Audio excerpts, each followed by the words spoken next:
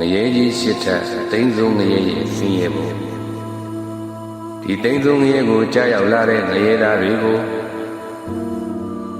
ငရဲထိန်တွေကအပိုင်းပိုင်းပြတ်အောင်ခုတ်ဖြတ်ကြတယ်အဲဒီလိုခုတ်ဖြတ်ကြတဲ့အတွက်တခါတည်းနဲ့ဒီစရာရှိပြင်မဲ့အာဟုဒုက္ခမကုံသေးသမျှထက်ခါအသက်ရှင်ပြီးတော့ငရဲထိန်တွေရဲ့ခုတ်ဖြတ်မှုတပ်ပုံမှုကိုရင်းစွာခံစားကြရရှာတယ်ဒီငရဲကိုတော့သိန်းစုံငရဲလို့ခေါ်ပါတယ်နံပါတ်1ကာလတုံငရဲရဲ့ဆင်းရဲပုံဒီကာလတုံငရဲကိုကြားရောက်လာတဲ့ငရဲသားတွေကိုငရဲထိန်တွေဟာ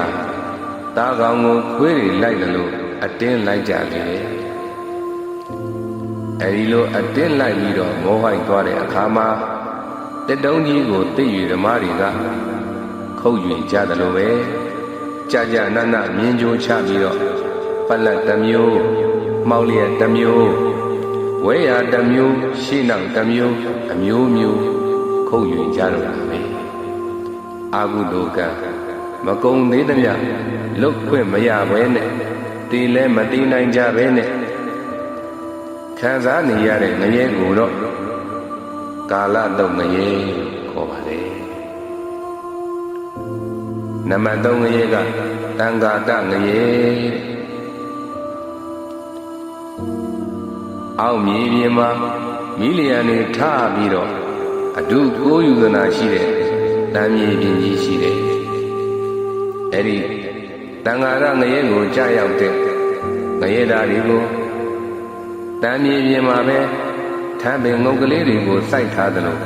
ခါထီအောင်စိုက်ထားကြတယ်အဲဒီခါမှာအရက်လေးမျက်နာကနေပြီးတော့တန်တောင်တန်လုံးကြီးတွေဟာဟိုဘက်တစ်မျိုးဒီဘက်တစ်မျိုးနဲ့ကြိတ်ခါပြန်ရိပ်လာနေတယ်မြေမှာမြုပ်နေတဲ့ငရဲသားတွေကိုဖိနှိပ်ကြိတ်ချေပြီးတော့တန်ဥလေးတွေကိုတုတ်တလို့ဖိနှိပ်ကြိတ်ချေသွားကြတယ်အာဟုဒုက္ခမကုံသေးသမျှငုံစုစုပေါ်ထွက်ပြီးတော့ဆက်ခါအကျိတ်ခံကြရရှာတယ်ဒီငရဲကိုတော့တံဃာတငရဲလို့ခေါ်ပါတယ်နောက်တကရောရုဝငရဲရောရုဝဆိုတာပြင်းစွာငိုကြွေးခြင်းဆိုတဲ့အနက်ကိုပြပါတယ်အဲ့ဒီငရဲမှာမိတောက်တွေဟာတဟုံထလျက်ရှိတယ်ဒီငရဲကိုကြားရောက်လာတဲ့ငရဲသားတွေကိုမိတောက်မိလျံတွေကဓွာရကိုးပေါက်ကနေပြီးတော့အတင်းဝင်ရောက်ပြီးလောင်ကျွမ်းတဲ့အတွက်ကြောင့်အလွန်အားငယ်စွာတစားစားအော်ကြရရှာတယ်အဲ့ဒီလိုမိတောက်မိလျံတွေအလောင်ခံနေရတဲ့အတွက်ကြောင့်ဇလရောရုဝါလို့လည်းခေါ်ဆိုပါတယ်နောက်ငရဲကြီးကတော့မဟာရောရုဝငရဲဒီငရဲကြီးကတော့မိတောက်မိလျံမဟုတ်ပဲမိခိုးတွေတငရဲလုံးလွှမ်းဖုံးနေပါတယ်ငရဲကိုကြားရောက်တဲ့သူတွေကိုမိခိုးတွေကအတွင်းအပြင်အတင်းဝင်ပြီးတော့နူးနှက်ကြလေတော့တယ်